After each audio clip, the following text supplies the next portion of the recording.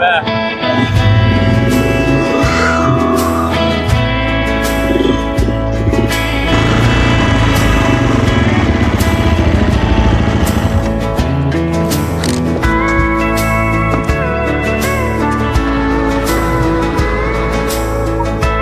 Ya, senang sekali rasanya kami dari Vian Putra ID bisa menyapa rekan-rekan semua dimanapun berada.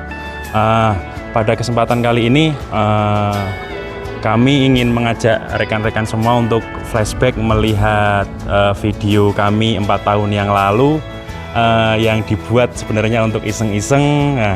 Tetapi kali ini berhubung kami sudah memiliki wajah dari kandang yang baru, ingin menunjukkan perkembangan dari peternakan kami. Dan inilah videonya.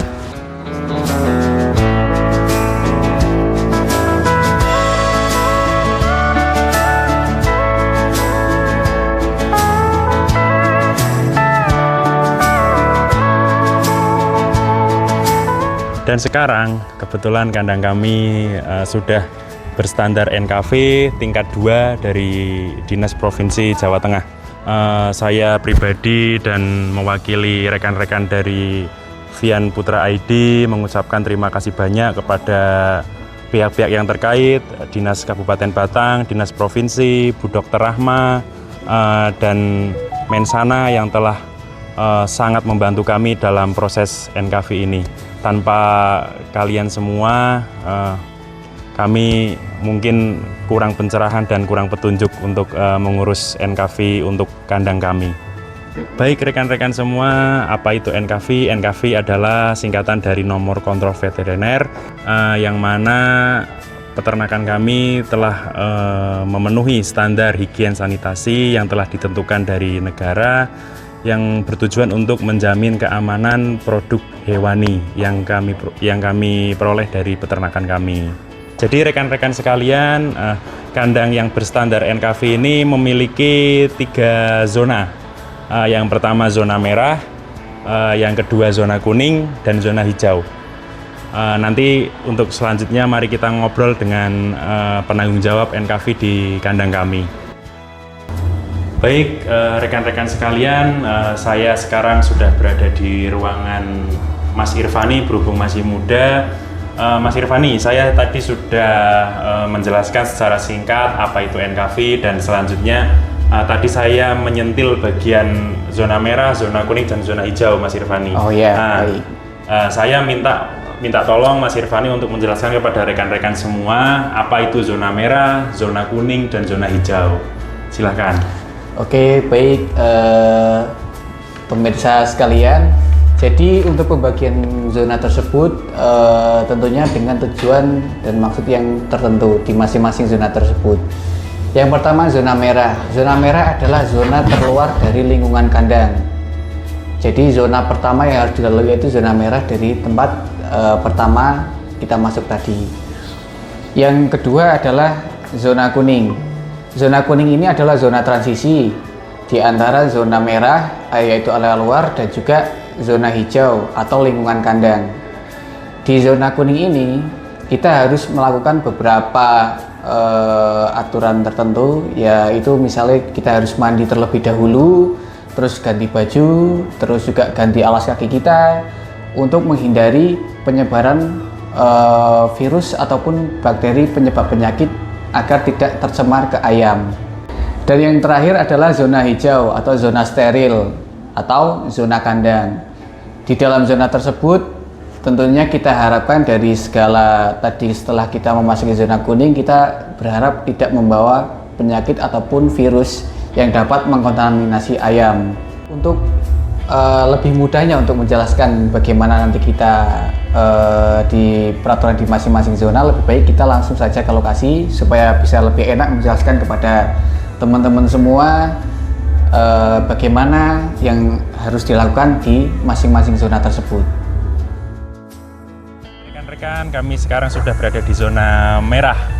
Dan Pak Mas Irfani, apa aja sih SOP yang harus dipatuhi dan aturan-aturan apa yang harus kita patuhi ketika kita mau memasuki zona merah? Untuk memasuki zona merah ini, yang pertama kita kan mesti melewati gerbang. Di gerbang nanti kita harus melewati zona sanitasi atau zona penyemprotan di bagian sana yang sudah dibikinkan jalur masing-masing untuk pejalan kaki dan juga untuk kendaraan. Selanjutnya setelah zona merah kita ada zona kuning, dan ayo ikut bagaimana cara untuk memasuki zona kuning. Yang pertama tentunya kita harus melalui pintu masuk yang sudah disediakan, dan juga kita juga harus kembali disemprot cairan desinfektan supaya kita terbebas dari kuman ataupun virus yang terbawa dari luar. Yuk silakan. Nah, setelah kita melalui semprotan desinfektan yang kedua, tentunya kita harus mandi terlebih dahulu dan juga mengganti pakaian yang sudah kita sediakan sebelum kita memasuki area zona hijau. Oke, berarti ini sekarang kita berada di zona kuning ya, Mas Irfan ya. Ini adalah zona transisi rekan-rekan. Jadi di sini kita wajib mandi, sudah disediakan kamar mandi tentunya untuk tamu maupun ibu-ibu kandang, kita maupun operator kandang kita sudah sediakan tempat baju dan gantinya. Kemudian ini adalah untuk penggantian alas kakinya. Jadi alas kaki yang dari luar berarti ditaruh di sini ya, Mas Irfan ya? Ditaruh di sini diganti dengan alas kaki yang khusus untuk area zona kuning dan zona hijau. Baik, begitu rekan-rekan. Baik rekan-rekan sekalian, zona merah sudah, zona kuning sudah, selanjutnya zona hijau. Dan monggo Mas Irfani dijelaskan apa peraturan dan aturan yang harus kita jalankan ketika kita berada di zona hijau. Oh baik, untuk yang selanjutnya itu kan zona hijau atau zona steril ya. Jadi aturan yang harus dilakukan adalah setelah kita mandi dan juga ganti baju, ganti pakaian dan sebagainya, yang pertama kita dilarang untuk membawa atau mengkonsumsi makanan dari luar untuk dibawa ke dalam kandang. Terus yang berikutnya juga harus memakai masker dan juga sarung tangan supaya kita sendiri juga sebagai karyawan harus tetap terjaga kesehatannya, dan juga kita juga tidak menularkan penyakit ke ayam. Terus dan juga yang terakhir juga harus wajib menjaga kebersihan diri dan juga kebersihan lingkungan gitu Mas.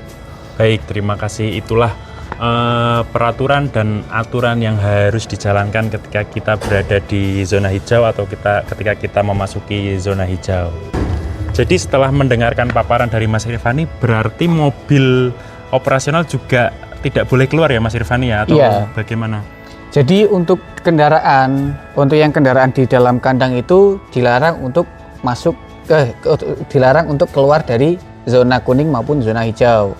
Sementara untuk yang kendaraan dari luar, untuk yang kendaraan pakan ataupun kendaraan yang nanti untuk mengangkut telur keluar, itu tidak boleh memasuki zona kuning maupun ke zona hijau.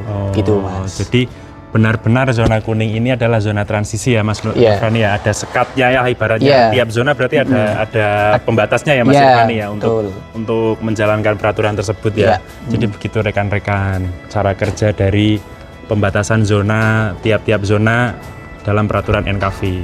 Nah, ini kami masih diajak muter-muter sama Mas Irfani dan dijelaskan. Jadi Mas Irfani bisa diinformasikan kepada rekan-rekan apabila mungkin ada rekan-rekan yang menonton ingin mengurus untuk nomor kontrol veteriner ini, mungkin apa sih fasilitas yang harus ada ketika kita ingin mengurus NKV ini? Jadi untuk fasilitas yang harus disediakan itu sebenarnya ada banyak ya Mas, karena kan di masing-masing zonasi kan harus ada fasilitasnya masing-masing. Mulai dari zona merah tentunya kita harus memfasilitasi seperti tempat parkir, terus juga tempat sampah khusus antara barang yang organik dan non-organik. Terus yang berikutnya untuk di zona kuning kita juga harus memfasilitasi untuk kamar mandi, tempat ganti baju, terus seragam ganti dan lain-lain untuk sebagai transisi kita dari zona merah ke zona hijau nanti. Termasuk juga penyediaan tempat sampah harus di berbagai tempat tentunya supaya kebersihan lingkungan terus terjaga. Terus setelah itu juga nanti harus kita menyediakan untuk tempat cuci tangan. tempat cuci tangan, terus tempat cuci tray, terus dan juga lemari khusus nanti di gudang di mana untuk tempat menyimpan alat-alat maupun obat-obatan yang akan kita gunakan di aktivitas kandang nantinya gitu. Baik rekan-rekan, itulah sedikit fasilitas yang wajib ada dan tentunya masih ada yang lain-lain. Nah, silahkan bagi rekan-rekan yang ingin bertanya-tanya, silahkan hit di komentar. Nanti kita akan bahas. Apabila ada pertanyaan tentang peternakan yang lain juga kita welcome. Nanti apabila ada Bu Dokter Rahma visit ke kandang kami, nanti kita akan adakan sesi Q&A. Jadi jangan sungkan-sungkan, bertanyalah di komentar. Nanti kita bikinkan sesi sendiri untuk menjawab pertanyaan yang ada di komentar dari rekan-rekan semua.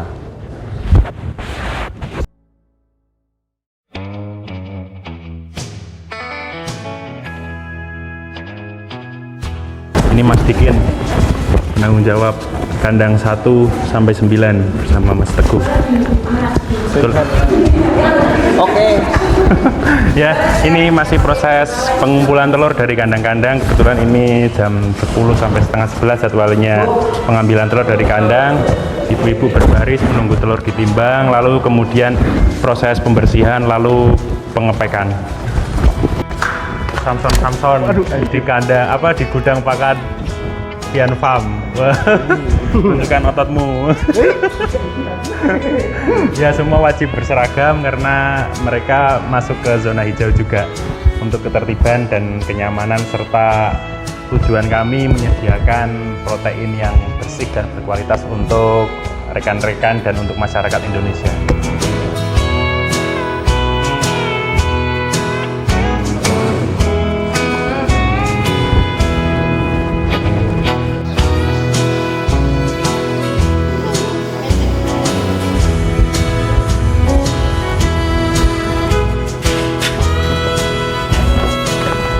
Baik, terima kasih Mas Irfani Ya, sudah sama-sama. ditemani keliling-keliling ke zona merah, zona kuning, zona hijau, melihat gudang, melihat pengemasan dan pembersihan telur.